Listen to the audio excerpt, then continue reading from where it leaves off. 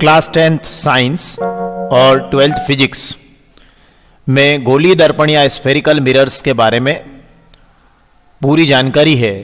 और इसमें सबसे महत्वपूर्ण भाग या प्राथमिक भाग जो है वो है उनकी परिभाषाएं कि स्फेरिकल मिरर्स में जो मुख्य अक्ष है, फोकस है, वक्रता केंद्र है, द्वारक है, इन सब की क्या परिभाषाएं हैं, इनको हम कैसे डिफाइन करते हैं। सबसे पहले तो हम ये देख लें कि गोलीय दर्पण क्या है।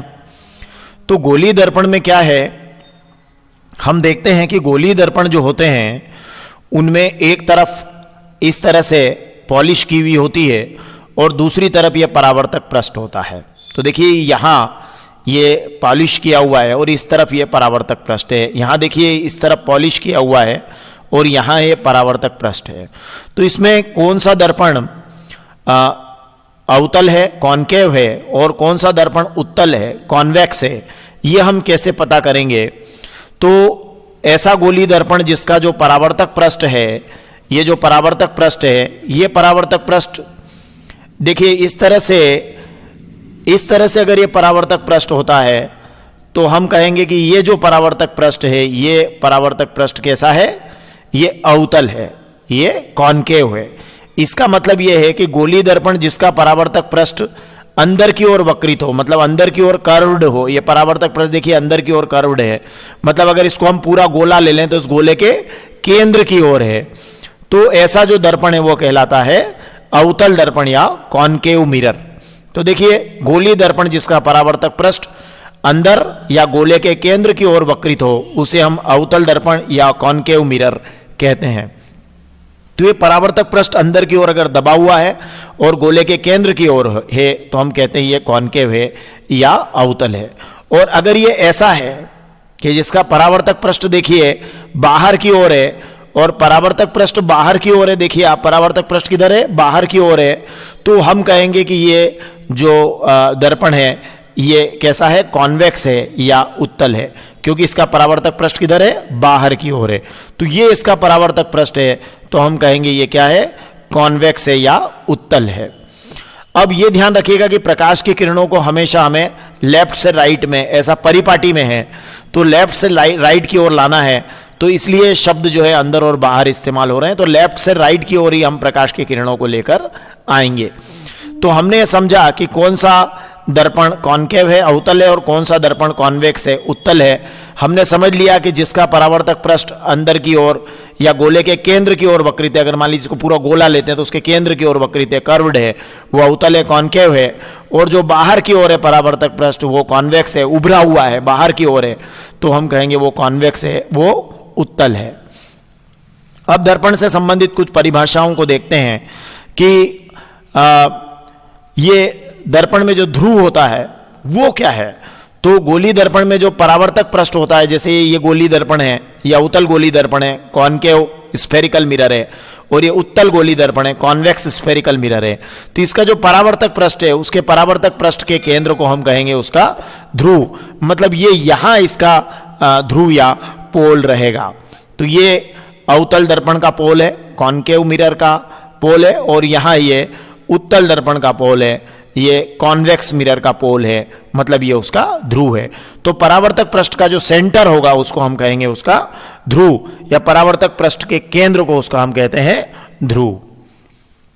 तो हम समझ गए कि ये गोलीय दर्पण या स्फेरिकल मिरर है, और ये स्फेरिकल मिरर हमारे दो तरह के हैं, एक अवतल दर्पण और एक उत्तल दर्पण, और इनके परावर्तक पृष्ठ के केंद्र को हम क्या कहेंगे, हम कहेंगे ध्रुव। अब अगली जो डेफिनेशन लेंगे हम लेंगे वक्रता केंद्र, सेंटर ऑफ कर्वेचर, कि इसका वक्रता केंद्र कहां है और इसका वक्रता केंद्र कहां है। तो दोनों तरह के गोलीय दर्पण में ध्यान दीजिएगा कि ये जो गोलीय दर्पण है ये गोले का भाग है, ये वाला गोलीय दर्पण भी एक गोले का भाग है, और वो जिस गोले का भाग है उसके केंद्र को उस गोलीय दर्पण का क्या कहेंगे, वक्रता केंद्र कहेंगे। मतलब आप देख लीजिए कि ये दर्पण जैसे इस तरह से गोले का अगर भाग है तो इसका जो केंद्र होगा वो कहलाएगा वक्रता केंद्र, या ये वाला जो दर्पण है ये जिस गोले का भाग रहेगा वो इसके केंद्र को हम कहेंगे वक्रता केंद्र। तो इस तरह से वक्रता केंद्र का निर्धारण इस स्थान पर होगा, या वक्रता केंद्र का निर्धारण हम कहेंगे इस स्थान पर होगा। तो ये गोलीय दर्पण के परावर्तक पृष्ठ का जो केंद्र है उसको हमने कहा था ध्रुव, और परावर्तक पृष्ठ जो है, गोली दर्पण का परावर्तक पृष्ठ जिस गोले का भाग होता है उसके केंद्र को हम कहते हैं वक्रता केंद्र। वास्तव में ये वक्रता केंद्र दर्पण का भाग नहीं है। देखिए ये वक्रता केंद्र जो है, क्योंकि दर्पण तो आपका यहीं तक है, तो ये वक्रता केंद्र दर्पण का भाग नहीं है। ये तो परावर्तक पृष्ठ के कहां है, बाहर स्थित है। ये परावर्तक पृष्ठ के कहां है, बाहर स्थित है। और उत्तल दर्पण में तो ये दर्पण के कहां है, पीछे की तरफ है। तो हम कहते हैं कि गोली दर्पण का जो वक्रता केंद्र है उसको डिफाइन करते हैं आप ऐसे कि ये जिस गोले का भाग रहा होगा, ठीक है, उसके केंद्र को गोली दर्पण का क्या कहते हैं, वक्रता केंद्र कहते हैं, और इसे सी से व्यक्त करते हैं। तो ये हमने वक्रता केंद्र की डेफिनेशन को समझा और गोली दर्पण के बारे में समझा। समझने के लिए तो हम ये भी कह सकते हैं कि जो चम्मच होती है उसका अंदर की ओर जो वक्रित पृष्ठ होता है, वो अंदर की तरफ जो वक्रित पृष्ठ होता है वो लगभग अवतल दर्पण जैसा होता है, जबकि चम्मच का जो ऊपर की ओर का जो उभरा हुआ पृष्ठ होता है वो लगभग उत्तल दर्पण जैसा होता है। और हमने ध्रुव और वक्रता केंद्र को डिफाइन किया कि परावर्तक पृष्ठ का केंद्र जो है ध्रुव हो गया, और गोली दर्पण का परावर्तक पृष्ठ जिस गोले का भाग रहा होगा या होता है उसके केंद्र को, उस गोली दर्पण का क्या कहते हैं, वक्रता केंद्र कहते हैं। एक्चुअली वक्रता केंद्र दर्पण का भाग नहीं होता है। चलिए आगे कुछ और डेफिनेशंस लेते हैं। हम अगली जो डेफिनेशन ले रहे हैं वो ले रहे हैं वक्रता त्रिज्या। तो वक्रता त्रिज्या एक्चुअली क्या है कि हमने कहा कि गोली दर्पण का जो अभी हमने वक्रता केंद्र की डेफिनेशन ली थी, तो हमने कहा था कि ये गोली दर्पण जो है, ये जो दर्पण है, चाहे वो अवतल दर्पण हो चाहे वो उत्तल दर्पण हो, वो जिस गोले का भी भाग रहा होगा उसके केंद्र को हम क्या कहते हैं, वक्रता केंद्र कहते हैं। उसके केंद्र को हम क्या कहते हैं, वक्रता केंद्र कहते हैं। और उस गोले की त्रिज्या को उस गोली दर्पण की वक्रता त्रिज्या कहते हैं।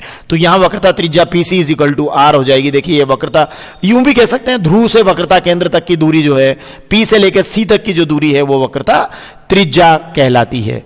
तो हम डेफिनेशन को ऐसे भी बोल सकते हैं कि गोली दर्पण का परावर्तक पृष्ठ जिस गोले का भाग होता है उस गोले की त्रिज्या को गोली दर्पण की वक्रता त्रिज्या कहते हैं, उस गोले की त्रिज्या को गोली दर्पण की वक्रता त्रिज्या कहते हैं। या दूसरे शब्दों में हम कह सकते हैं कि चूंकि हमने वक्रता केंद्र को डिफाइन किया है कि गोली दर्पण जिस गोले का भाग होता है उसके केंद्र को वक्रता केंद्र कहते हैं, तो फिर ध्रुव से वक्रता केंद्र तक की जो दूरी है वो गोली दर्पण की कहलाएगी वक्रता त्रिज्या। मतलब P से C तक की जो दूरी होगी वो वक्रता त्रिज्या कहलाएगी। P से C तक की जो दूरी होगी वो वक्रता त्रिज्या कहलाएगी, और इसे हम R से व्यक्त करेंगे, रेडियस ऑफ कर्वेचर इसको हम बोलते हैं। तो हमने समझ लिया कि गोली दर्पण का परावर्तक पृष्ठ जिस गोले का भाग होता है उसकी त्रिज्या को क्या कहते हैं, उस गोली दर्पण की वक्रता त्रिज्या या रेडियस ऑफ कर्वेचर कहते हैं। यहां PC is equal to r जो है वो वक्रता त्रिज्या या कहें रेडियस ऑफ कर्वेचर है। चलिए आगे बढ़ते हैं। अब अगली डेफिनेशन लेते हैं मुख्य अक्ष या प्रिंसिपल एक्सिस की। तो देखिए ये ध्रुव से जो वक्रता त्रिज्या, ये ध्रुव से P से C से होकर इस तरह से कोई काल्पनिक रेखा अगर आगे की ओर बढ़ जाती है तो हम उसको कहते हैं मुख्य अक्ष। मतलब ध्रुव और वक्रता त्रिज्या से गुजरने वाली सीधी काल्पनिक रेखा हमारी क्या कहलाती है, मुख्य अक्ष कहलाती। ध्यान रहे, मुख्य अक्ष ये दर्पण के ध्रुव पर क्या होती है, अभिलंबवत होती है, अभिलंब होती है, नॉर्मल होती है। तो मुख्य अक्ष की डेफिनेशन तो बहुत इजी है। पीसी से जाने वाली जो रेखा है, काल्पनिक रेखा, उसको हम मुख्य अक्ष कहते हैं। मतलब ध्रुव और वक्रता त्रिज्या से गुजरने वाली जो हमारी सीधी काल्पनिक रेखा है वो गोलीय दर्पण का मुख्य अक्ष है। वो चाहे अवतल दर्पण हो चाहे उत्तल दर्पण हो, उसे हम उसका मुख्य अक्ष या प्रिंसिपल एक्सिस कहेंगे। चलिए और आगे बढ़ते हैं, बहुत महत्वपूर्ण डेफिनेशन की ओर आते हैं। यह है मुख्य फोकस या प्रिंसिपल फोकस किसको कहते हैं। तो प्रिंसिपल फोकस की डेफिनेशन के लिए हमें समझना पड़ेगा कि गोली दर्पण के मुख्य अक्ष के समांतर, देखिए मुख्य अक्ष के समांतर, ये तो मुख्य अक्ष हो गई, पीसी से जाने वाली रेखा है मुख्य अक्ष, देखिए ये मुख्य अक्ष है। और ये मुख्य अक्ष के समांतर देखिए यहां इस तरफ देखिए, अवतल दर्पण में देखिए, तो ये अवतल दर्पण में आप देख रहे हैं कि ये मुख्य अक्ष के समांतर जो आने वाली किरण है, देखिए एक किरण ये ऊपर में मुख्य अक्ष के समांतर ला रहा हूं, एक किरण में नीचे मुख्य अक्ष के समांतर ला रहा हूं। अब ये दर्पण से इसका क्या होगा, परावर्तन होगा, रिफ्लेक्शन होगा। तो परावर्तन के बाद ये जिस बिंदु से होकर गुजरेगी, देखिए अब ये रिफ्लेक्शन हुआ, तो ये पहली किरण आई और ये इसका परावर्तन हुआ। तो देखिए ये रिफ्लेक्शन हुआ, ये किरण आई और ये इसका रिफ्लेक्शन हुआ या परावर्तन हुआ। ये देखिए ये किरण आ रही है, अब इसका रिफ्लेक्शन होगा, ये इसका परावर्तन हुआ। तो देखिए ये किरण आई और इसका ये परावर्तन हुआ। तो ये जिस बिंदु से होकर गुजरी उसे हम कहेंगे अवतल दर्पण का मुख्य फोकस या प्रिंसिपल फोकस। तो ये लाइनें तो बिल्कुल सेम रहेगी, चाहे अवतल दर्पण का मुख्य फोकस कहें चाहे उत्तल दर्पण का मुख्य फोकस कहें, कि गोली दर्पण में मुख्य अक्ष के समांतर आपतित प्रकाश किरणें, देखिए मुख्य अक्ष के समांतर आपतित प्रकाश किरणें दर्पण से परावर्तन के पश्चात जिस बिंदु से, देखिए ये मुख्य अक्ष के जिस बिंदु से होकर गुजरती है, ये मुख्य अक्ष के जिस बिंदु से होकर गुजर रही है उसे हम कहेंगे, उसे उस अवतल दर्पण का हम मुख्य फोकस कहेंगे। तो हमने क्या सीखा कि जिस बिंदु से होकर जाती है, जिस बिंदु पर मिलती है, उसे अवतल दर्पण का मुख्य फोकस कहते हैं। तो देखिए डेफिनेशन कि गोलीय दर्पण में मुख्य अक्ष के समांतर आपतित प्रकाश किरणें, गोलीय दर्पण में मुख्य अक्ष के समांतर आपतित प्रकाश किरणें दर्पण से परावर्तन के पश्चात, ये दर्पण से परावर्तन के पश्चात ये मुख्य अक्ष के जिस बिंदु से, देखिए जिस बिंदु से होकर जाती है या मिलती है, देखिए इस बिंदु से होकर जा रही है या यहां होकर मिल रही है, तो उसे हम अवतल दर्पण या कॉन्केव मिरर का मुख्य फोकस कहेंगे। तो इसमें जो मैंने डॉटेड लाइंस लगाई है यही डिफरेंस आएगा, इसके अलावा कहीं डिफरेंस नहीं आएगा। देखिए यहां भी डेफिनेशन में देख लीजिए कि गोली दर्पण में मुख्य अक्ष, ये मुख्य अक्ष है, इसके समांतर आपतित प्रकाश किरणें हैं। अब दर्पण से इनका क्या होगा, परावर्तन होगा। तो ये दर्पण से आप इनका परावर्तन कर दीजिए, देखिए ये पहली प्रकाश किरण यहां ऊपर की तरफ और ये इसका परावर्तन। अब इसको देखिए यहां ये इसका परावर्तन देख लीजिए, ठीक है। तो ये परावर्तित हो गई और ये देखिए ऐसा लगेगा कि जैसे इस बिंदु से होकर आ रही है। देखिए मैं इसको पीछे लाता हूं, डैश डैश करते हुए आप पीछे लाइएगा, तो ये यहां से, और इसको भी डैश डैश करते हुए पीछे लाइए, तो ऐसा लगेगा कि ये यहां से होकर आ रही है। तो ये जो बिंदु कहलाएगा, ये कहलाएगा उत्तल दर्पण का मुख्य फोकस। मतलब उत्तल दर्पण के मुख्य फोकस की परिभाषा क्या हुई, ये लाइनें सेम रहेगी कि गोली दर्पण में मुख्य अक्ष के समांतर आपतित किरणें, ये देखिए मुख्य अक्ष के समांतर आपतित किरणें दर्पण से परावर्तन के पश्चात, ये दर्पण से परावर्तन के पश्चात जिस बिंदु से आती हुई प्रतीत होती है, जिस बिंदु से क्या होता है, देखिए मैंने फर्स्ट डेस में लिखा आती हुई प्रतीत होती है, उसे उत्तल दर्पण या कॉन्वेक्स मिरर का मुख्य फोकस कहते हैं। तो यहां से ये आती हुई प्रतीत होती है और यहां से ये होकर जाती है, ये डिफरेंस है। तो जिसमें होकर जाती है वो अवतल दर्पण का मुख्य फोकस है, और जहां से होकर आती हुई प्रतीत होती है वो उत्तल दर्पण या कॉन्वेक्स मिरर का मुख्य फोकस है। ये मैंने एक साथ डेफिनेशन देकर आपको सरल तरीके से बताने का प्रयास किया कि केवल इतना चेंज है कि अगर अवतल दर्पण का मुख्य फोकस बोले तो आप कहिएगा कि जिस बिंदु से होकर जाती है, जिस बिंदु पर मिलती है, उसे अवतल दर्पण का मुख्य फोकस कहते हैं। और अगर आप उत्तल दर्पण के मुख्य फोकस की बात करें तो आप कहना कि परावर्तन के पश्चात जिस बिंदु से आती हुई प्रतीत होती है उसे उत्तल दर्पण या कॉन्वेक्स मिरर का मुख्य फोकस कहते हैं। तो मेरे ख्याल से मुख्य फोकस का कॉन्सेप्ट बिल्कुल आपको क्लियर हो गया होगा। और साथ ही अगर आप फोकस दूरी की बात करें, फोकल लेंथ की बात करें, जिसे हम स्मॉल एफ से दर्शाते हैं, तो ध्यान दीजिएगा कि गोली दर्पण के ध्रुव और फोकस के बीच की जो दूरी है, पी से लेकर एफ तक की जो दूरी है, ये पी से लेकर एफ तक की जो दूरी है वो फोकस दूरी कहलाएगी। P F is equal to F, इसको हम फोकस दूरी कहेंगे। चूंकि ये ध्रुव से लेफ्ट की ओर दूरी चल रही है, तो अवतल दर्पण की जो फोकस दूरी है वो ऋणात्मक होती है। और यहां देखिए ध्रुव से, ये देखिए इस तरह से राइट साइड में हम लोग जा रहे हैं, तो ये उत्तल दर्पण की जो फोकस दूरी होगी वो धनात्मक होगी। पर फोकस दूरी की डेफिनेशन ये है कि पी एफ जो है वो फोकस दूरी है, मतलब ध्रुव से फोकस तक की दूरी है। पी से कैपिटल एफ तक की जो दूरी है वो स्मॉल एफ कहलाएगी, उसको हम फोकस दूरी या फोकल लेंथ कहते हैं, इसको स्मॉल एफ से दर्शाते हैं। तो p f is equal to small f, ये यहां देखिए, या p f is equal to small f, ये यहां देखिए, ये दोनों ही क्या है, फोकस दूरी है, फोकल लेंथ है। डेफिनेशन सेम है।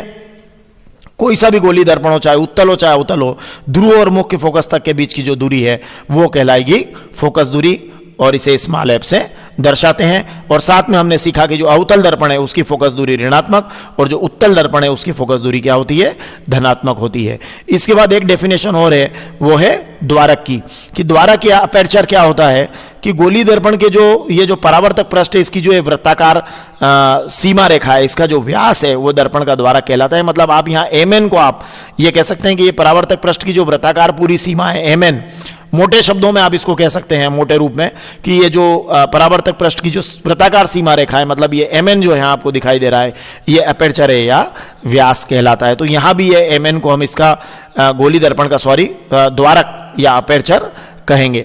तो इस तरह से हमने अवतल दर्पण और उत्तल दर्पण में सारी डेफिनेशंस को देखा है, और इनसे संबंधित सारे जो 10th और 12th का पूरा सिलेबस हमने हमारे YouTube चैनल पर अपलोड किया हुआ है। आप प्लेलिस्ट में जाकर देखिएगा। धन्यवाद।